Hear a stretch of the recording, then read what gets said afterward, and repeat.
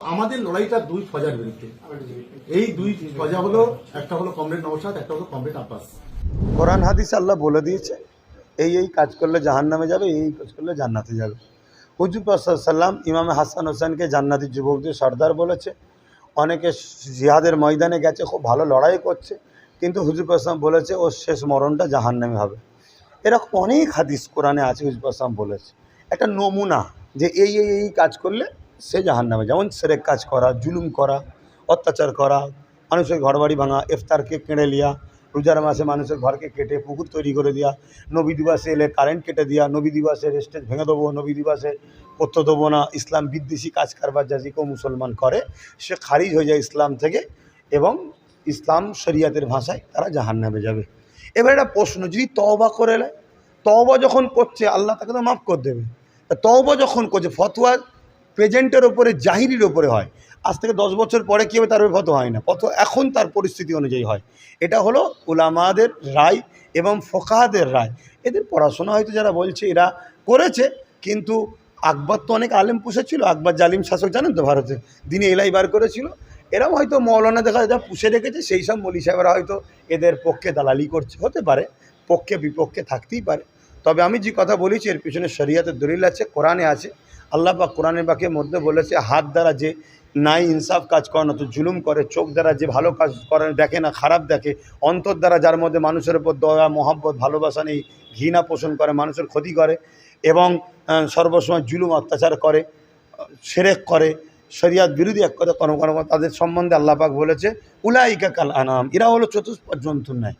এবং তারপরেই আল্লাহ বলেছে কাল বালহুম আদাল, তার থেকেও নিকৃষ্ট, তার মানে কুকুরের থেকেও নিকৃষ্ট, আরও যেসব পশু তার থেকেও নিকৃষ্ট, চতুর্পদ জন্তুর থেকেও নিকৃষ্ট।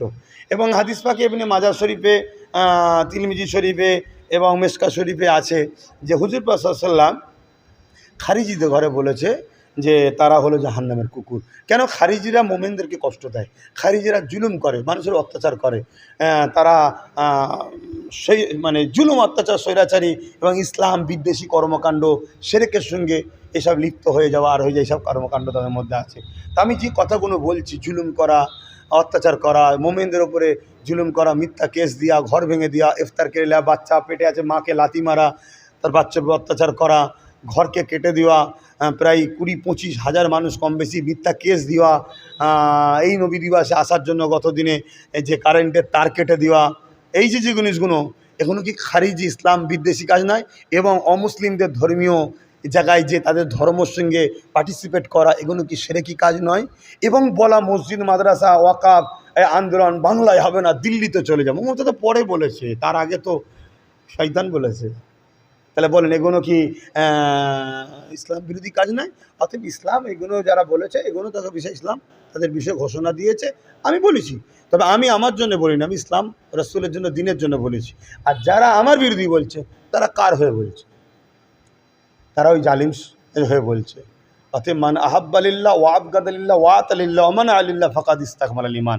ভালোবাসবে আল্লাহর জন্য, দুশ্মনী করে আল্লাহর জন্য, একতা হবে আল্লাহর জন্য, এই আত্মীয়তা করবে আল্লাহর জন্য, বিচ্ছেদ হবে আল্লাহর জন্য। অতএব যেসব ওলামারা আমার বিরোধী করছে তারা যদি আল্লাহর জন্য বলে থাকে, তাহলে তাদেরকে আমি দাওয়াত দিচ্ছি, আমার খরচ, আমার সব কিছু খাওয়া দাওয়া আমাকে কোরআন হাদিস থেকে বুঝিয়ে দেন যে কেউ যদি শিরক করে, মানুষকে কেস দেয়, জুলুম করে, অত্যাচার করে, অথচ মুসলিম দাবি করবে, অমুসলিম নিয়ে আমার কোনো বক্তব্য নেই।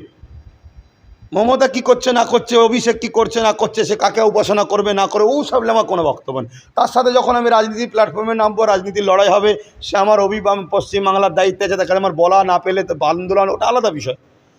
মুসলিম দাবি করে আজকে দাদাগিরি দিচ্ছিস, গুন্ডাগিরি করছিস। একটা মেয়ে বলেছিল নাকি মমতার স্বামী নেই, তারা হয়তো আঞ্চলিক ভাষায় বল, তার নামে কেস করে দিল।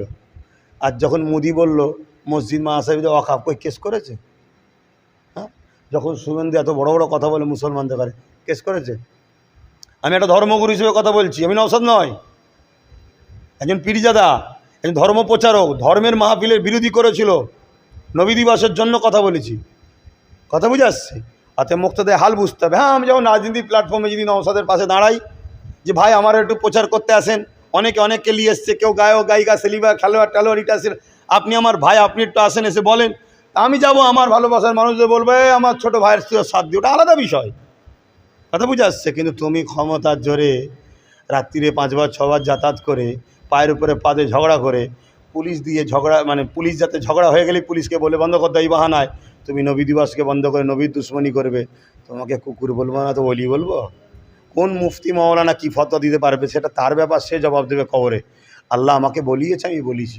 তাহলে এই যে একটা বয়োজ্যেষ্ঠ ফুরফুরা শরীফের একটা সিনিয়র মুরব্বীকে, আচ্ছা বামফ্রন্টের আমলে আমার বাড়ির অনেকে বামফ্রন্টের বিরোধী করেছিল, কিন্তু বামফ্রন্ট কোনোদিন পীর সাহেবদের নোংরা কথা বলে না।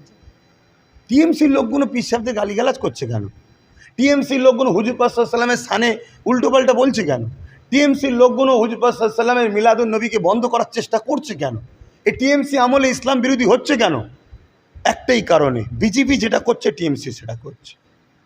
অতএব আমার মুরব্বী চাচা, তাকে যদি এত বড় কেউ কথা বলতে পারে, সে মানবরূপী পশু ছাড়া আর কী হবে? একটা সিনিয়র মোস্ট পীর সাহেব, হ্যাঁ, আজকে প্রায় 40-45 বছর ধরে মানুষকে দিনের তালিম দিচ্ছে, জেকের করাচ্ছে, আল্লাহ আল্লাহ জেকের করাচ্ছে, গরিবদের সহযোগিতা করে, দান খায়রাত করে। 40 বছরে কম করে তার বাড়িতে 40 লক্ষ লোকও তো খেয়েছে, মেহমানদারি করেছে।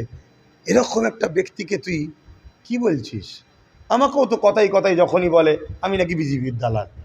এটা গাল নয়, তোরা নবীর বংশের আওলাদকে দালাল বললি? হ্যাঁ, নবীর বংশের আওলাদ একটা মুরব্বী সিনিয়র পীর সাহেবকে তুই কী বলছিস? অতএব আলেম ওলামাদের বলবো, আমি জানি আপনারা এই সরকারের থেকে ভাড়া পাচ্ছেন, পেয়ে চাপে পড়ে হোক না খুশিতে হোক জানি না, আপনারা ওয়াকাবলি যখন বলেছিল দিল্লি চলে যাও, এই বেঈমানটা, এই মুশরিকটা, এই জাহান্নামের কুকুরটা, তখন বলেছিলেন আপনারা যে কী বলছিস তুই মুসলমান হয়ে মসজিদ মাদ্রাসার পক্ষে দাঁড়াবি নি? তুই মোহাম্মদের পাশে দাঁড়ালি? যার কাছে মসজিদ মাদ্রাসা আগে না, কবরস্থান আগে না, ঈদগাহ আগে না, মমতা আগে, দল আগে, তো সে আমার নজরে জাহান্নামের কুকুর। কথা ক্লিয়ার।